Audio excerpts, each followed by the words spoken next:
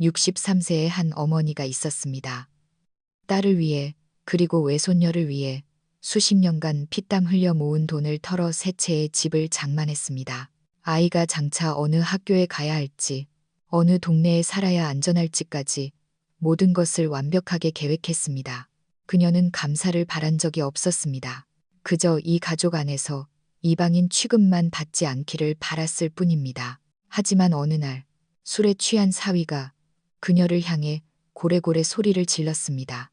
이 주책바가지 할망구야. 눈앞에서 얼쩡거리지 좀 마. 그 순간 집안의 공기마저 얼어붙는 듯 했습니다. 하지만 뼛속까지 시리게 만든 것은 그 폭언보다 더 차가운 현실이었습니다. 친딸이 그 자리에 있었음에도 한마디 말도 없이 눈길조차 주지 않았다는 사실입니다. 그녀는 울지도 않았고 소란을 피우지도 않았습니다. 그저 다음날 묵묵히 짐을 싸서 자신의 명의로 된 낡은 아파트로 돌아갔습니다. 그녀가 도망친 것이라고 생각하셨나요? 아닙니다. 그녀는 곧바로 반격을 시작했습니다. 딸에게 물려주려 했던 세 채의 집을 모조리 매물로 내놓은 것입니다. 이웃들은 경악했고 친척들은 수군거렸습니다. 아무도 그녀의 진짜 속내를 알지 못했습니다. 그러나 한 달 후 식탁 앞에서 침묵만 지키던 그 딸이 갑자기 어머니의 손을 잡으며 목이 메어 말했습니다. 엄마, 정말 잘했어. 최고야. 도대체 무슨 일이 있었던 걸까요? 분명 모녀 사이가 틀어진 줄 알았는데 왜 마지막에 딸은 잘했다고 말했을까요? 주책바가지 할망구라는 폭언 뒤에 어떤 진실이 숨겨져 있었던 걸까요? 인생이 막 지혜로운 삶을 위한 채널에 오신 것을 환영합니다. 오늘의 영상은 단순히 한 어머니의 각성이 아닙니다. 이것은 모녀가 연합하여 펼치는 통쾌한 반격의 드라마입니다. 그들은 겉으로 싸우는 척하면서 어떻게 한 남자가 재기불능이 될 때까지 철저히 다사매였는지, 그들이 어떻게 덫을 놓았고 어느 순간에 비로소 서로의 손을 꽉 잡게 되었는지 오늘 그 이야기 속으로 함께 들어가 보겠습니다. 제 이름은 김영숙, 올해 63살입니다. 지금은 서울 마포구 망원동의 낡은 빌라에 살고 있습니다. 18년 전 제가 처음으로 장만한 집이지요. 왜 처음부터 이 이야기를 꺼내냐고 물으신다면 저는 최근에야 깨달았기 때문입니다. 집이라는 것이 사람에게 안정감을 줄 수도 있지만 반대로 사람의 밑바닥 본성을 드러내게 만들어 관계를 찢어놓을 수도 있다는 것을요. 동정표를 얻으려고 이 이야기를 하는 게 아닙니다. 다만 여러분께 꼭 알려드리고 싶습니다. 어떤 교훈은 예순이 넘어서 배우기엔 너무 늦다는 것을요. 특히 여자라면, 특히 엄마라면 더욱 그렇습니다. 제가 44살 되던 해 이를 악물고 인생 첫 집을 샀습니다. 남편이 암으로 세상을 떠난 지 얼마 안 되었을 때였죠. 병만은 빨랐고 남편은 쥐꼬리만한 유족연금과 어린 딸 하나만 남기고 갔습니다. 집값은 하늘 높은 줄 모르고 치솟았습니다.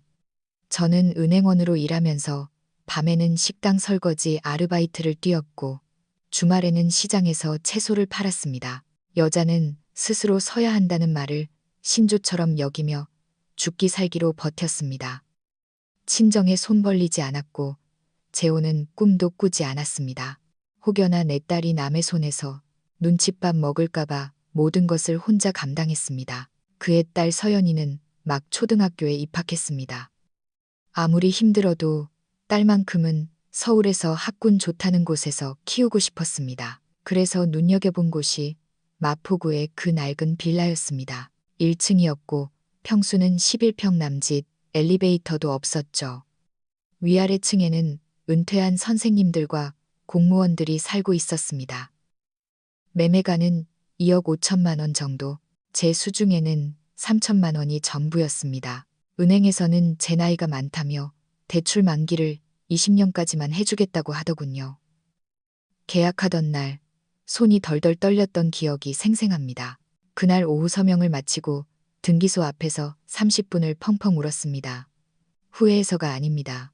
무서워서였습니다. 대출금을 못 갚을까봐 딸이 나중에 엄마가 주제넘게 비싼 집을 샀다고 원망할까봐, 늙고 병들었을 때 아무도 거들떠보지 않을까봐 두려웠습니다. 하지만 물러설 곳이 없다는 걸 알았습니다. 저는 스스로에게 최면을 걸었습니다. 이 집은 딸의 미래다. 서연이가 중학교에 들어갈 무렵 저는 또 빚을 내어 두 번째 집을 샀습니다. 이번에는 학구열 높기로 소문난 양천구 목동의 낡은 아파트 꼭대기 층이었습니다. 유명 고등학교와 학원가가 걸어서 5분 거리였죠. 그때 집값이 무섭게 오르던 시기였습니다. 남들은 비웃었습니다. 월급쟁이 주제에 무슨 배짱이냐고요. 저는 대답했습니다. 죽을 배짱은 없어도 내 딸 인생길 터줄 배짱은 있다고요. 세 번째 집은 딸이 대학 졸업을 앞두고 샀습니다. 명예퇴직을 하면서 받은 퇴직금을 보태 강남구 청담동에 작은 오피스텔을 하나 장만했습니다. 원래는 딸이 결혼할 때 혼수로 줄 생각이었습니다. 그때는 몰랐습니다. 훗날 이 집 때문에 제가 잠 못 이루게 될 줄은요. 저는 부자가 아닙니다. 그저 돈 한 푼 안 쓰고 악착같이 모으는 미련한 성격일 뿐입니다. 남들 여행 갈 때 저는 가스비 아끼려 찬물 썼고, 남들 외식할 때 저는 남은 반찬으로 끼니를 때웠습니다. 집이 있어야 든든하다는 말을 종교처럼 믿었습니다. 돈이 아까워서가 아니었습니다. 내 딸이 나보다 조금이라도 편하게 살 수 있다면 내 평생의 고생이 보상받을 거라고 믿었기 때문입니다. 딸에게 그 무엇 하나 계산적으로 굴지 않았습니다. 심지어 새 채의 진명이도 서두르지 않고 제 앞으로 두었지만, 딸이 엄마, 이거 나중에 다 내 거지? 라고 물으면 저는 고개를 끄덕이며 말했습니다. 그래, 걱정 마라. 남한테 안 준다. 하지만 제가 가장 믿었던 사람이 그렇게 오랫동안 침묵할 줄은, 그리고 누군가가 내 딸의 집 거실에 서서 내 얼굴에 대고 술 냄새를 풍기며 이렇게 소리 지를 줄은 상상도 못했습니다. 이 주책바가지 할망구야. 그 순간 깨달았습니다. 이 세 채의 집은 사랑이 아니라 도박이었다는 것을요. 딸네 집에 합가한 건 외손녀 지민이가 5살, 유치원을 졸업하고 초등학교 입학을 앞둘 때였습니다. 지민이는 하루 종일 저를 쫓아다니며 할머니 하고 불렀습니다. 제 앞치마에 물감칠을 하며 할머니는 내 마법 선생님이야 라고 할 때면 몸이 부서져라 힘들어도 행복했습니다. 매일 삼시세끼를 차리고 온 집안을 청소하고 지민이 등하교를 시키고 저녁에는 한글 공부까지 봐줬습니다. 그때 사위 민호는 퇴근하고 돌아오면 가끔 장모님 고생하셨어요 라고 한마디 던지곤 했습니다. 그걸로 족하다고 생각했습니다. 이 남자가 그래도 예의는 아는구나 싶었죠. 하지만 그 고마워요라는 말이 점점 다른 말로 바뀌는 걸 눈치채지 못했습니다. 좀 빨리 안 돼요? 국이 맹탕이네. 소금통을 엎으셨나? 옷이 아직도 안 개져 있어요. 그러다 어느 순간부터는 저를 투명인간 취급하기 시작했습니다. 집에 오면 제일 먼저 하는 일이 방문 닫고 들어가 핸드폰을 보는 것이었습니다. 밥이 식었다고 짜증. 데워주면 늦다고 짜증. 어느 날 제가 기침을 좀 했더니 인상을 쓰며 말하더군요. 장모님, 감기 좀 안 걸리시면 안 돼요? 내일 손님 오는데 어떻게 보여요? 저는 참았습니다. 아이 학교 보내는데 짐이 될까봐 꾹 참았습니다. 사건은 어느 금요일 저녁에 터졌습니다. 회식을 마치고 돌아온 사위는 술에 떡이 되어 들어왔습니다. 담배 냄새가 진동했고 양복 재킷은 소파에 아무렇게나 던져졌습니다. 넥타이도 풀지 않은 채 얼굴엔 짜증이 가득했습니다. 지민이는 거실에 블록 장난감을 늘어놓고 놀고 있었고, 저는 막 부엌에서 요리를 마치고 나와 엉망이 된 거실을 보고는 쭈그리고 앉아 정리를 시작했습니다. 지민아, 블록을 여기 두면 어떡하니? 아빠 오셔서 보시면 또. 말이 끝나기도 전이었습니다. 사위가 걸어오더니 발로 블록 상자를 걷어찼습니다. 과당탕 하는 소리와 함께 상자가 찻상에 부딪혔고 지민이는 놀라서 울음을 터뜨렸습니다. 제가 미처 반응하기도 전에 그가 소리를 질렀습니다. 이 주책바가지 할망구는 도대체 쉴 틈을 안 주네. 집구석이 돼지우리 같은데 치우지도 않아요? 하루 종일 할 일도 없으면서 이래라 저래라 잔소리만 하고 있어. 저는 멍하니 그를 올려다봤습니다. 그의 눈은 충혈되어 있었고 얼굴은 터질 듯 붉었습니다. 마치 사람을 잡아먹을 듯한 눈빛이었습니다. 저는 일어서서 말했습니다. 자네, 말을 어떻게 그렇게 하나. 지금 치우고 있었네. 방금 지민이가 놀던. 치우긴 뭘 치워. 꼴이 이런데, 제발 부탁인데, 여기서 얼쩡거리는 것만으로도 충분히 거슬리니까. 집 몇 채 있다고 유세 떨지 말고 찌그러져 있어요. 도와주러 온 거지 상전 노릇하러 온 거 아니잖아요. 주책바가지라는 말이 바늘처럼 귓속을 찔러왔습니다. 순간 혈압이 솟구쳐 눈앞이 캄캄해졌습니다. 고개를 돌려 지민이를 봤습니다. 아이는 눈물 범벅이 된 채 저를 한번, 아빠를 한번 쳐다보며 겁에 질려 있었습니다. 그리고 딸 서연이를 봤습니다. 식탁에서 그릇을 치우던 딸은 고개를 숙인 채 한마디도 하지 않았습니다. 제가 물었습니다. 너는 내 남편이 나한테 이렇게 막말하는데 보고만 있니? 딸은 저를 쳐다보지 않았습니다. 그저 작은 목소리로 말했습니다. 엄마, 그냥 참아. 술 취했잖아. 저는 고개를 끄덕이고 뒤돌아 방으로 들어갔습니다. 방문을 닫기 전 뒤에서 사위가 또 욕하는 소리가 들렸습니다. 하는 것도 없으면서 피해자 코스프레는.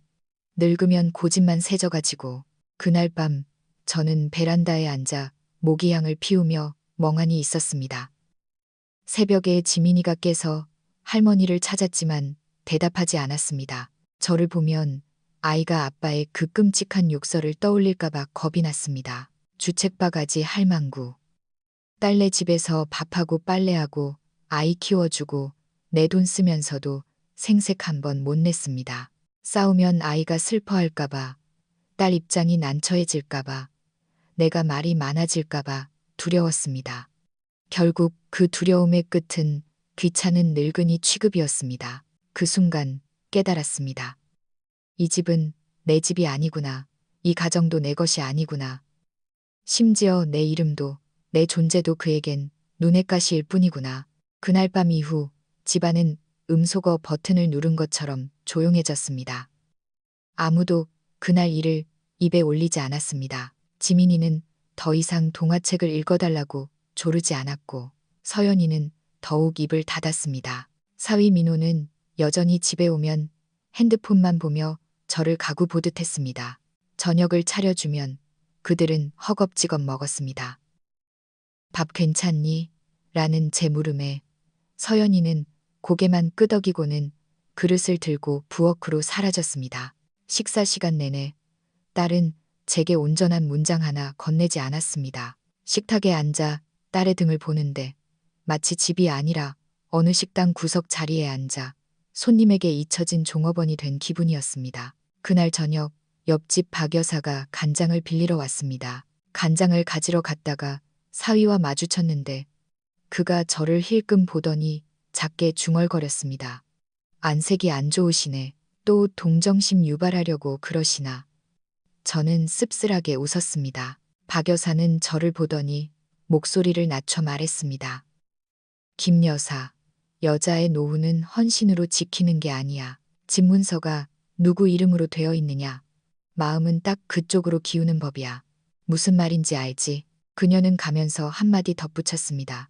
비상금 좀 챙겨둬. 밤 10시 베란다에서 빨래를 널고 있는데 사위가 방에서 나오더니 인상을 찌푸렸습니다.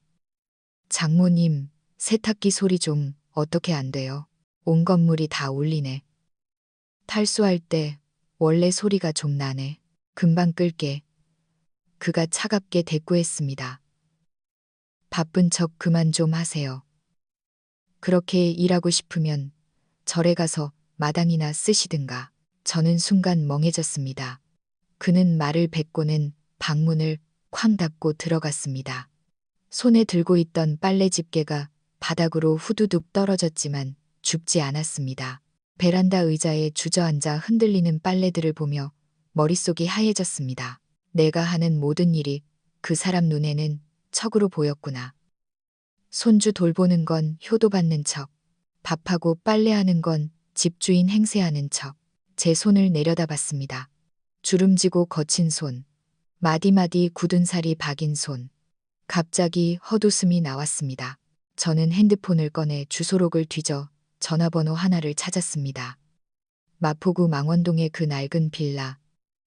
44살에 샀던 내 첫집, 팔지도 않았고 새도 주지 않고 비워두었던 그곳. 저는 옷장을 열어 계절 옷을 개어 가방에 넣었습니다. 그들에게 간다는 말은 하지 않았습니다. 더 이상 누군가 사람 대접해 주기를 기다리고 싶지 않았습니다. 이곳은 내 집이 아닙니다. 그 세 채의 집은 내가 샀지만 이 집의 공기 한 줌조차 내 것이 아니었습니다. 망원동 옛집으로 돌아온 지 3일째 되던 날, 지민이가 제가 무쇠솥에 볶아준 반찬을 좋아했던 게 생각나 잠시 가지러 들렀습니다. 배를 누르지 않고 열쇠로 문을 열고 들어갔습니다. 집 안은 쥐 죽은 듯 조용했습니다. 익숙한 섬유 유연제 냄새가 코를 찔렀습니다. 내가 쓰던 것, 그들은 여전히 그걸 쓰고 있었지만 저는 더 이상 그 집 사람이 아니었습니다. 부엌에는 아무도 없었습니다. 거실을 지나 다용도실로 가려는데 베란다에서 말소리가 들렸습니다.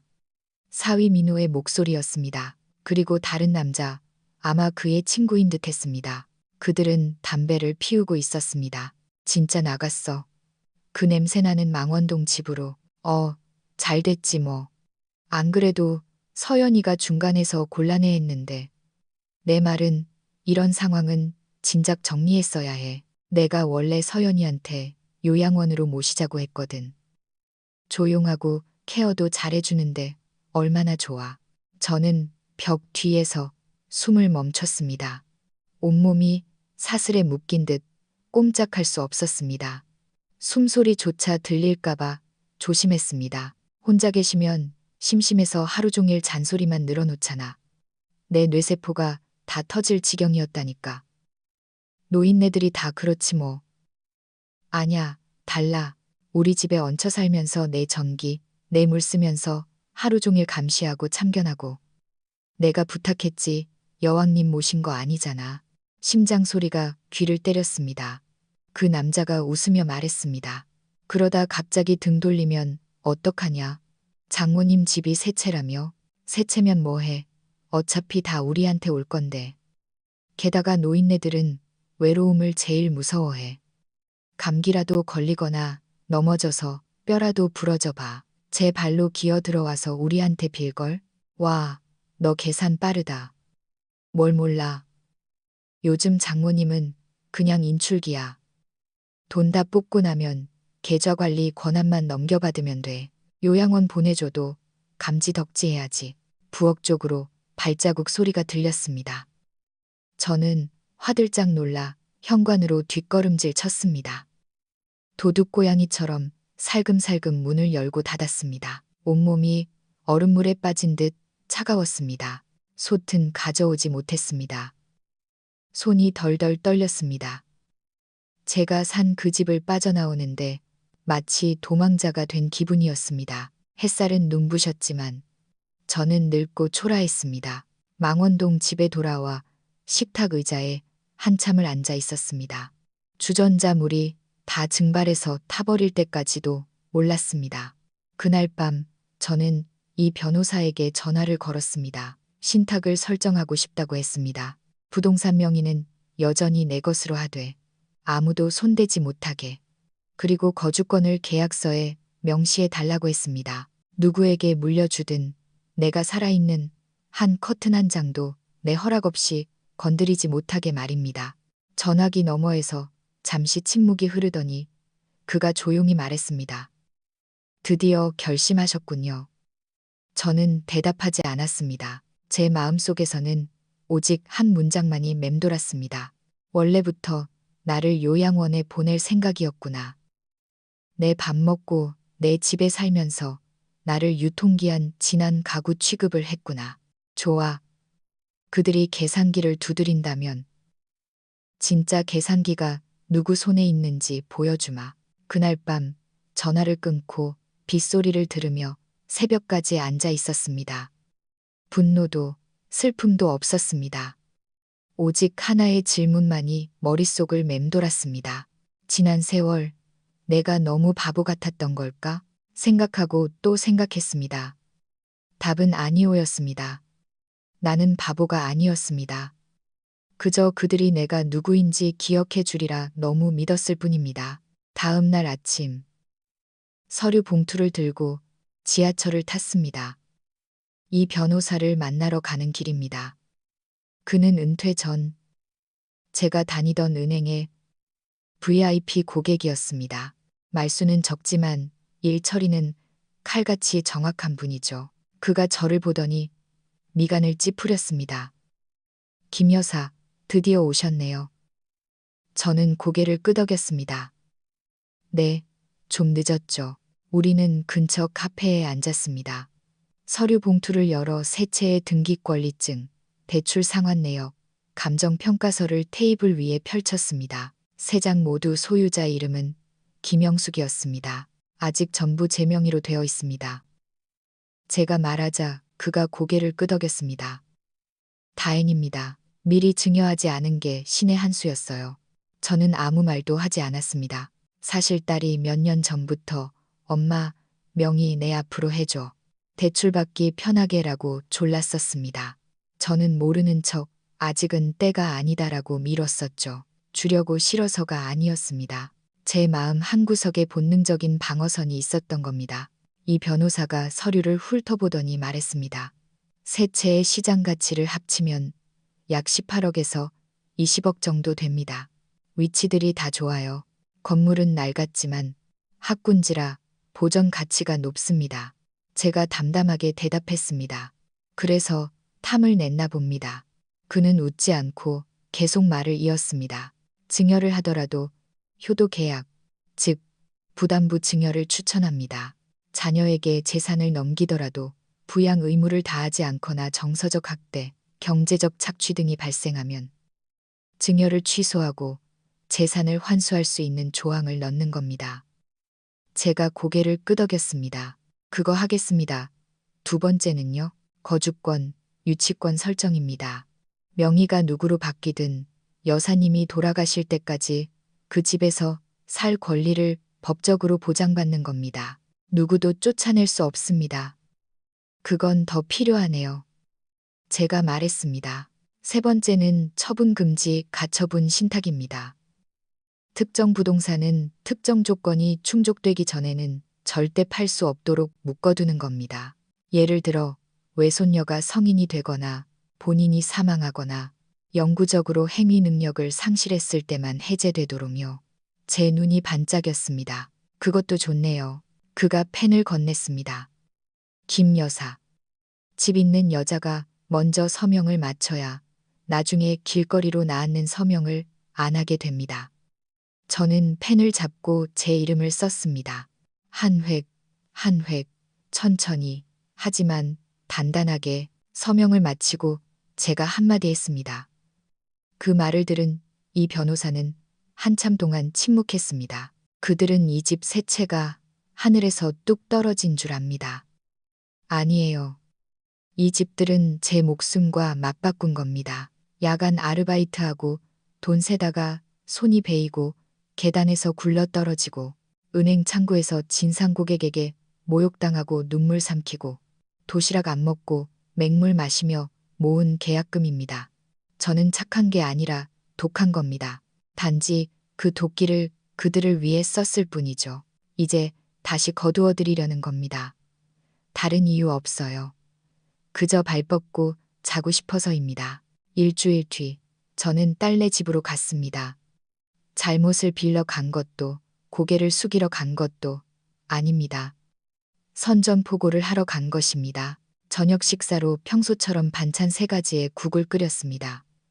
지민이는 고등어 구이를 먹으며 학교 친구가 영어로 욕한 이야기를 하며 깔깔거렸습니다. 저도 따라 웃으며 아무 일 없는 척했습니다. 사위 민호는 제 시간에 퇴근했습니다. 말끔한 셔츠에 넥타이 차림, 안색은 좋아 보였습니다. 여전히 손에서 핸드폰을 놓지 않더군요. 시금치나물을 2번 집어먹더니 인상을 찌푸리며 말했습니다. 장모님, 시금치 데칠 때 소금물에 좀 더 담그세요. 떫은 맛이 나네. 저는 수저를 내려놓고 웃으며 말했습니다. 그래, 알았네. 어차피 앞으로 자주 해줄 일 없을 테니까. 그가 멈칫했습니다. 무슨 뜻이에요? 저는 입가를 닦으며 차분하게 말했습니다.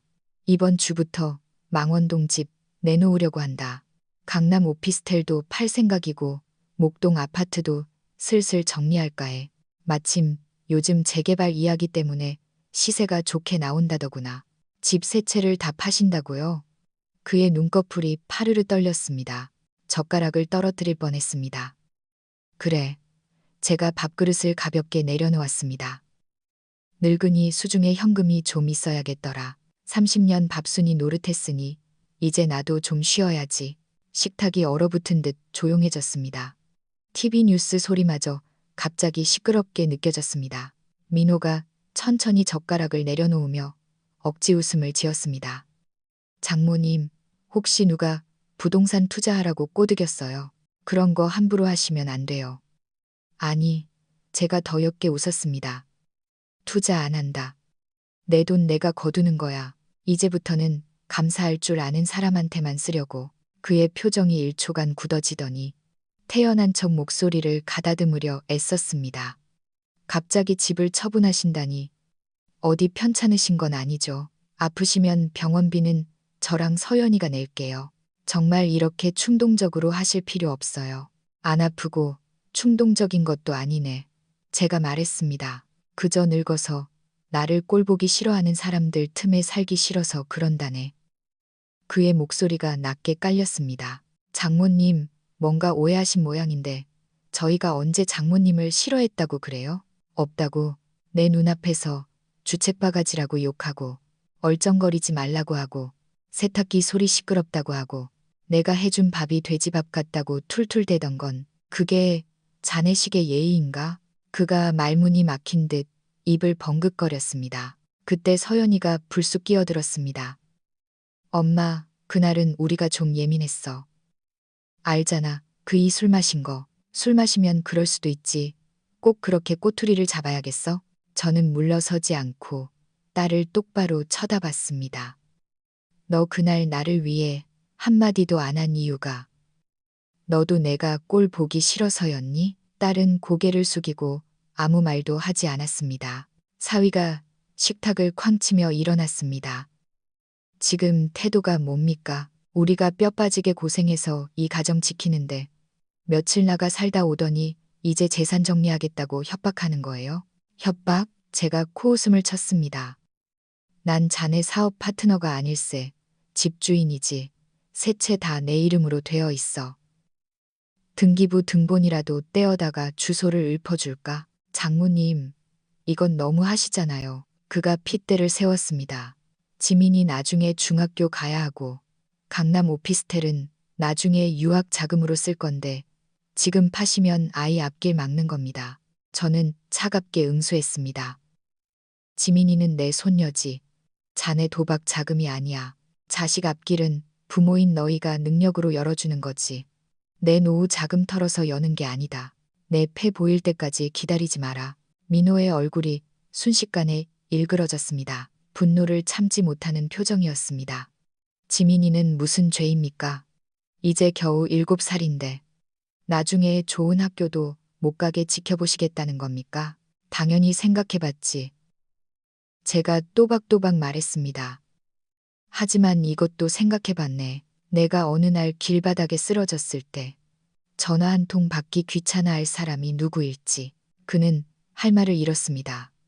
서연이는 옆에서 창백해진 얼굴로 휴지로 입을 닦으며 조용히 말했습니다. 엄마, 진짜 팔 거야. 저는 딸을 보며 진지하게 고개를 끄덕였습니다. 그래. 민호가 식탁을 한 번 더 내리치고는 씩씩거리며 부엌으로 향했습니다. 장모님, 이렇게 나오시면 그냥 망원동 집으로 들어가세요.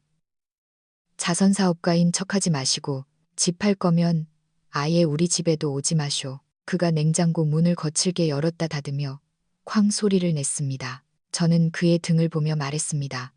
서연아, 오늘부터 난 내 노후만 챙길 거다. 빚도 안 남길 거고 유산이라는 환상도 안 남길 거야. 서연이는 입술을 깨물었고 지민이는 의자에 몸을 웅크리며 작게 물었습니다. 아빠가 할머니 혼내는 거야. 아무도 대답해주지 않았습니다. 저는 그릇을 싱크대에 넣었습니다. 찬물이 손등에 닿으니 칼날처럼 시렸습니다. 손은 아팠지만 머릿속은 오히려 맑아졌습니다. 역시 집 이야기만 나오면 저렇게 당황하는구나. 좋아, 바닥까지 보여주마. 사위가 부엌으로 들어가 씩씩거릴 때 저는 뒤를 돌아 서연이의 눈을 보았습니다. 그것은 당황함도 죄책감도 아니었습니다. 이 모든 일이 일어날 줄 알았다는 듯한 고요한 눈빛이었습니다. 저는 아는 척하지 않았습니다. 그날 밤 저는 망원동 집으로 돌아와 녹음기를 책상 위에 올려두었습니다. 예비용 핸드폰을 꺼내 녹음 파일을 정리하기 시작했습니다. 이것은 저 혼자만의 전쟁이 아니었습니다. 2주 전 서연이가 저를 따로 불러냈었습니다. 우리가 단둘이 만난 건 반년 만이었습니다. 딸은 눈밑이 푸랬고 종이컵 뚜껑을 만지작거리며 말했습니다. 엄마, 미안해. 엄마 억울한 거 알아. 하지만 나 지금 나설 수가 없어. 제가 물었습니다. 왜? 그녀는 깊은 숨을 내쉬며 말했습니다. 그 사람 빚이 3억이야. 저는 멍해졌습니다. 작년부터 불법 선물 옵션에 손을 댔어. 처음엔 몇백, 몇천 따더니 나중엔 회사 공금, 친구 돈, 사채까지 끌어다 썼어. 너 그런 놈이랑 계속 살고 있었니? 제 목소리가 떨렸습니다. 때리진 않니? 딸이 소매를 걷어 올렸습니다. 시퍼런 멍 자국이 보였습니다. 이미 시작됐어. 당장 경찰서로 달려가고 싶었습니다. 하지만 딸이 제 손을 잡으며 고개를 저었습니다. 엄마, 증거가 필요해. 지금 뒤집어 엎으면 나 아무것도 못 챙겨. 지민이 양육권도 뺏길 수 있어. 저는 굳어버렸습니다. 우리 결혼 생활 동안 경제권은 다 그 사람이 쥐고 있었어. 집도 내 명이 아니잖아. 증거 없이 이혼 소송하면 나 빈털터리로 쫓겨나. 딸이 제 손을 꽉 잡았습니다. 어릴 때 저를 보던 그 초롱초롱한 눈빛으로 말했습니다. 엄마, 나 좀 도와줘. 뭘 하면 되니? 집 판다고 해. 겁을 줘. 겁을 먹으면 본심이 튀어나올 거야. 그걸 엄마가 녹음해줘. 그날 딸은 제 핸드폰의 전원 버튼을 3번 누르면 화면이 꺼진 상태에서도 녹음이 되는 앱을 깔아주었습니다. 그리고 낡은 녹음기 하나를 건네주며 말했습니다. 엄마 요리할 때 가스레인지 옆에 둬. 그 인간 욕할 때 부엌에서 많이 하잖아.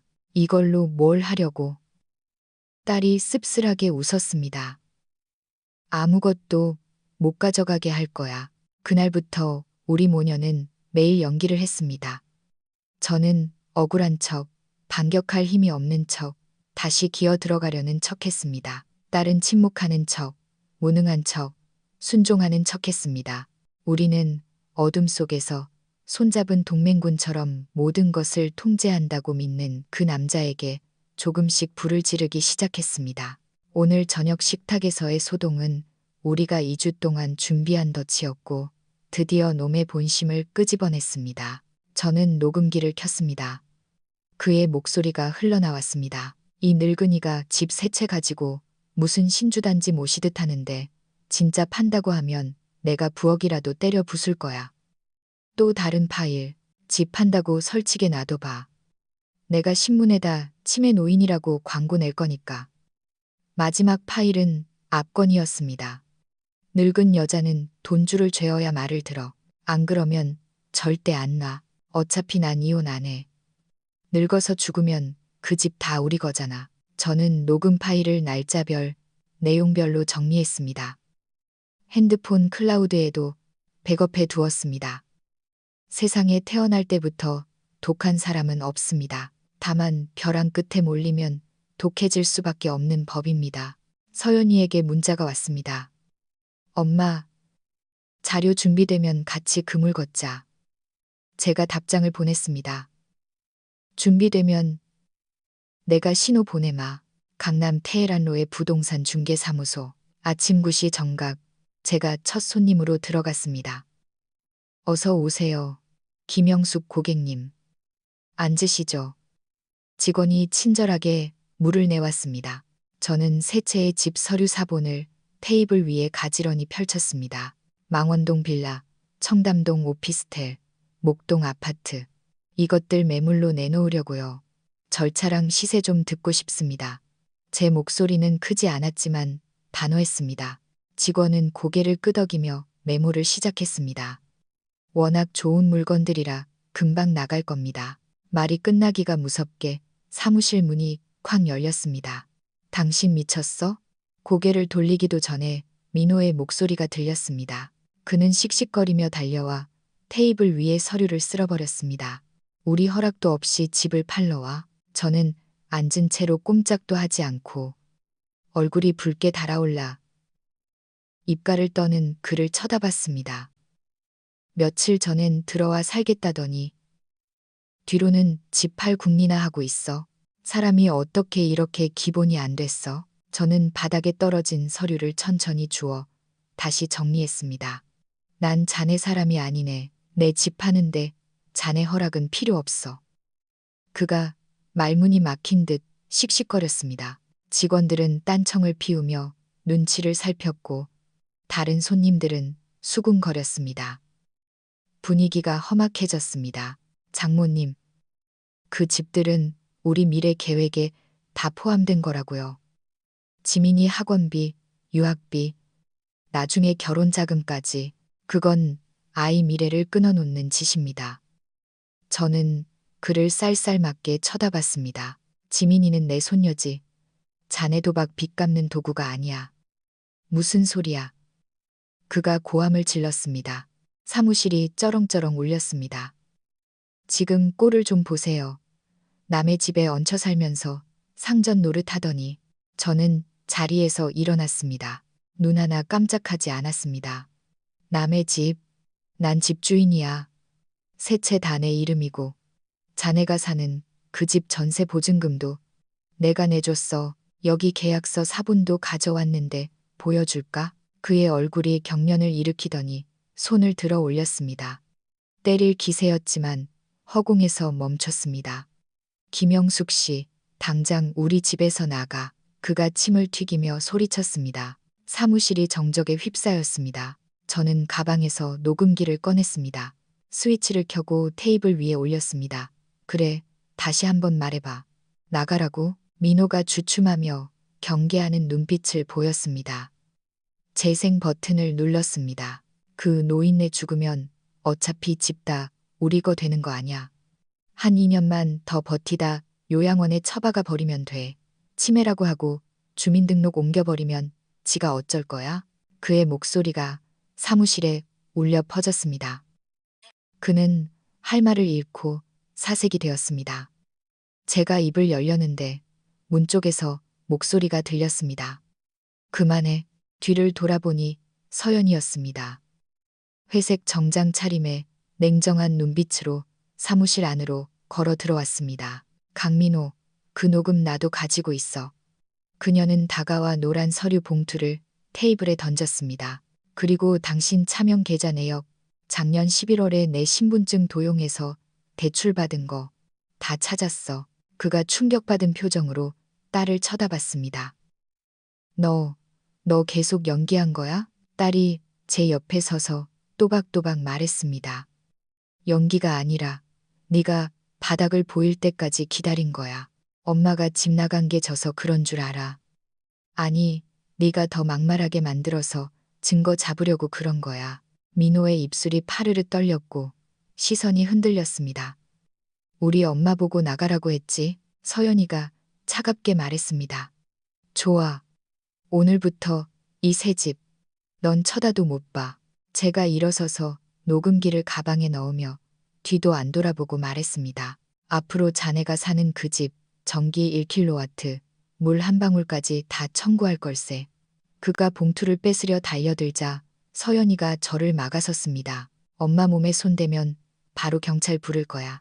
사무실 사람들이 핸드폰을 꺼내 찍기 시작했습니다. 저는 딸의 소매를 잡아 끌었습니다. 가자. 망신은 당할 만큼 당했네. 우리는 뒤돌아 나왔습니다.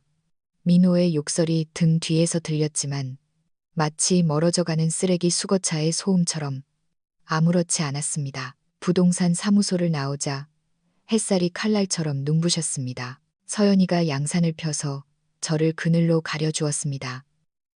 엄마, 근처 카페 가서 좀 쉬자. 어지러울까봐 저는 고개를 저었습니다. 아니, 정신이 아주 맑다. 딸은 잠시 침묵하더니 작게 말했습니다. 엄마, 미안해. 내가 엄마한테 너무 많은 짐을 지게 했어. 저는 웃었습니다. 네가 지게 한 게 아니라 내가 짊어진 거다.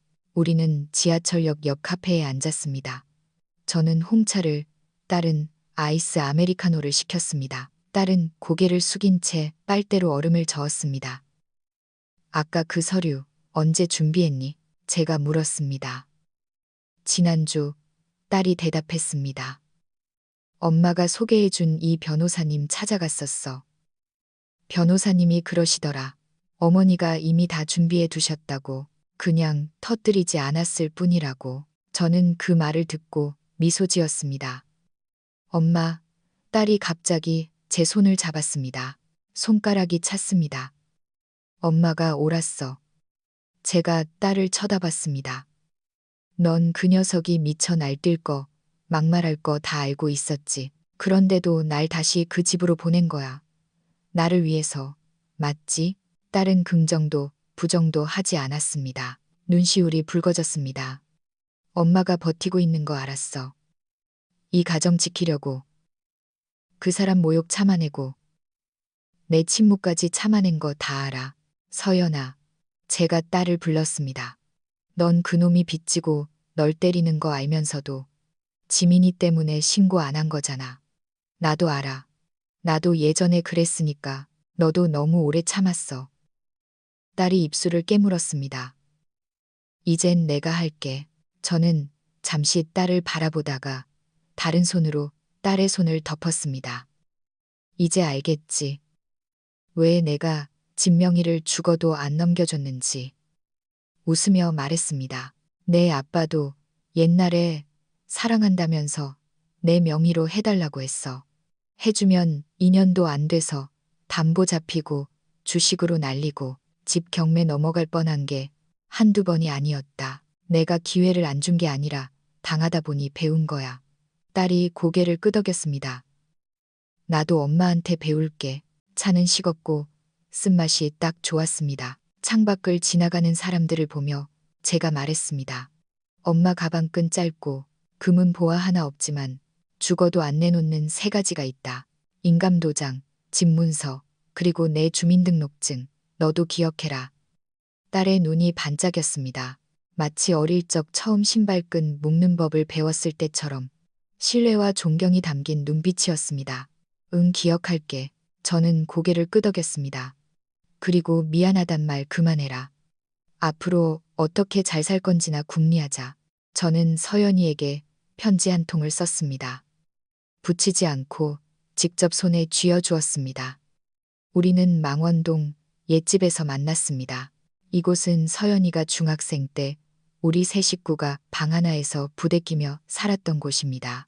겨울이면 씻는 순서 때문에 매일 싸우던 그 좁은 집. 저는 편지를 펴서 읽어주었습니다. 강남 오피스텔은 처분 금지 신탁을 걸었다. 거주권은 내가 갖는다. 부동산 소유권은 여전히 내 것이다. 내가 거동이 힘들어지면 요양병원으로 갈 건데 비용은 거기 월세로 충당할 거다. 목동 아파트는 내 명의로 월세를 놓을 거다. 그 돈은 지민이 교육비 전용 계좌로 들어간다. 너도 못 건드리고 강민호는 더더욱 못 건드린다. 딸은 입을 꾹 다물고 눈물을 글썽였습니다. 이 망원동 집은 유언 공증으로 너에게 남긴다. 단 조건이 하나 있다. 내 스스로 밥벌이할 능력을 갖출 것. 그리고 다시는 남의 빚 갚는 데 쓰지 말 것. 딸이 울음을 터뜨렸습니다. 엄마, 집은 도구야. 빚이 아니야. 집이 사랑을 만들어주지도 않고 깨진 결혼을 붙여주지도 않아. 네가 나중에라도 또 남자한테 의지하려 든다면 이 집은 팔아서 길고양이 보호소에 기부할 거다.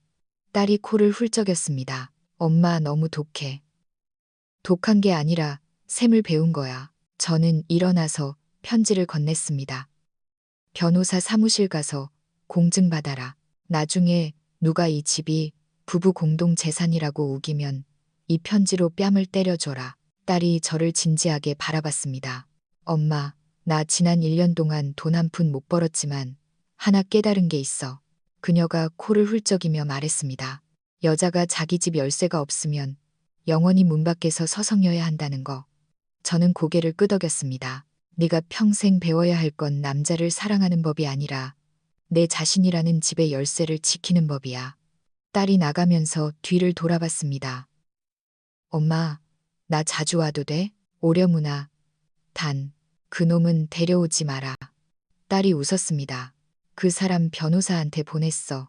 이혼 서류 도장 찍었어. 저는 말없이 딸의 등을 토닥여 주었습니다. 딸이 와락 저를 껴안았습니다. 그 손길이 딸이라기보다 전우 같았습니다. 딸이 떠난 뒷모습을 보며 마음이 한결 가벼워졌습니다. 이 세 채의 집, 예전에는 저의 압박감이요, 짐이요, 희생이었습니다. 이제는 제 손에 쥐어진 무기이자 노후의 부적입니다. 사람들은 집을 자산이라고 하지만 저는 집이 증거라고 생각합니다. 한 여자가 인생을 얼마나 치열하게 살았는지, 얼마나 무시당하지 않으려 발버둥 쳤는지 보여주는 증명서라고요. 저는 외로움도, 병도, 늙음도 두렵지 않습니다. 오직 늙어서 내 집 열쇠가 없는 것이 두려울 뿐입니다. 이제 저에게는 열쇠가 3개나 있습니다. 신탁 서류에 서명한 그날부터 제 삶은 고요해졌습니다. 밥 차리라고 재촉하는 사람도, 세탁기 소리 시끄럽다고 타박하는 사람도, 늙은이가 눈치 없다고 뒤에서 욕하는 사람도 없습니다. 아침에 일어나면 들리는 건 TV 소리가 아니라 새소리입니다. 밤에는 수도꼭지에서 물 떨어지는 소리가 들릴 만큼 조용합니다. 저는 망원동 옛집 베란다에 박하 화분 2개와 바질 1그루, 그리고 3번이나 죽다 살아난 스킨답서스를 키웁니다. 가끔 박 여사가 놀러와 등나무 의자에 털썩 앉으며 말합니다. 김 여사, 요즘 얼굴이 훤하네. 연애해? 저는 깔깔 웃습니다. 내가 무슨 연애를 해? 그녀가 눈을 흘깁니다. 집 있는 여자는 남자가 줄을 서요. 저는 대꾸하지 않고 따뜻한 보이차 한 잔을 건넸습니다. 박 여사가 차를 한 모금 마시더니 말했습니다. 근데 진짜 이번에 김 여사 반격한 거 너무 통쾌했어. 누가 그래? 그녀가 핸드폰을 꺼내 동네 아줌마들 단톡방을 보여줬습니다. 가장 위에 강민호가 부동산에서 난동 피우는 영상이 올라와 있었습니다. 조회수가 8,000회가 넘었더군요. 김 여사, 지금 우리 동네 복수의 화신이야. 그녀가 웃으며 말했습니다. 저는 고개를 저었습니다. 대단한 거 아냐. 그냥 더 이상 나 자신을 속이지 않기로 했을 뿐이야. 박 여사는 말없이 고개를 끄덕였습니다. 저는 매일 아침 6시에 일어나 시장에 가서 장을 보고 20년 단골집에서 순두부찌개를 먹습니다. 7시 반에 돌아와 TV에 나오는 실버 체조를 따라하며 5분간 스트레칭을 합니다. 9시에는 핸드폰을 켜서 인스타그램을 하고 요즘 유행하는 이모티콘 쓰는 법을 배웁니다. 가끔 잘못 눌러서 엉뚱한 게 뜨면 깜짝 놀라기도 하지만요. 서연이가 클라우드 사용하는 법을 알려줬습니다. 처음엔 죽어도 모르겠더니 이제는 사진도 올리고 서류도 저장합니다. 젊어지는 게 아닙니다. 뒤처지지 않으려고 배우는 겁니다. 그날 저는 혼자 앨범을 뒤적이다 젊은 시절 증명사진을 발견했습니다. 은행 유니폼을 입고 얼굴은 빵떡 같고 머리는 촌스러운 파마를 한 저였습니다. 은행 창구 직원으로 시작해서 임신으로 행정직으로 밀려나고 서연이 낳고 구조조정으로 잘리고 그 뒤로 건물 청소, 파출부, 아이 돌보미, 주말에는 식당 장부 정리까지 안 해본 게 없습니다. 학벌도 배경도 인맥도 없었습니다. 유일하게 할 수 있는 건 참는 것뿐이었습니다. 그래서 안 먹고 안 입고 대출 갚으며 10년 만에 망원동 집 빚을 다 갚았고 딸을 대학에 보냈습니다. 평생을 참았습니다. 남편을 위해, 자식을 위해, 가정이라는 껍데기를 위해. 하지만 이제는 저 자신을 위해 살고 싶습니다. 한 달 후, 저는 구청 문화센터의 스마트폰 사진반에 등록했습니다. 선생님은 50대 남성인데 핸드폰 2개로 하나는 고양이를 찍고 하나는 화분을 찍더군요. 지루할 줄 알았는데 첫 수업부터 구도와 조명에 푹 빠졌습니다. 선생님이 제 사진을 보더니 고개를 끄덕였습니다. 사진에 느낌이 있네요. 사연이 있는 분 같아요. 저는 웃었습니다.